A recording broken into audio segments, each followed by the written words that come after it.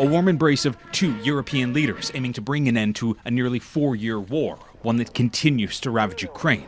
At least 40 were injured in Dnipro in the country's east as Russia again struck non-military infrastructure. We saw flames and an explosion. Everyone fell to the floor, this man says. This sit-down in Paris followed a roundtable between the Ukrainians and Americans over the weekend, though any changes to a peace proposal are being kept under wraps. We want to see the end of the killing and the death and the suffering. The search for a solution is complicated. These talks happened without Ukraine's top negotiator. Andrei Yermak was instrumental in trying to soften the US-backed proposal, but was fired amid a corruption scandal that could give the Kremlin a chance to paint Kyiv as unstable. I'm afraid that all the pressure will be put on the victim, which is that Ukraine has to make concessions and obligations. Despite the political setback, European leaders remain on Ukraine's side and are bracing for what might come.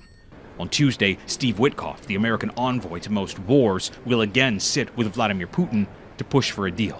We do feel quite good, and we're hopeful that this war can finally come to an end. The Kremlin a couple of days ago came out and said that Putin was currently, quote, satisfied with the current dynamics of the war. The French president says for a complete peace plan, all parties need to be at the table, not just individual meetings. Well, Volodymyr Zelenskyy says he'll decide his next steps once his delegation returns home. I think that the security guarantees, of course, are probably the most important bottom line for Ukraine.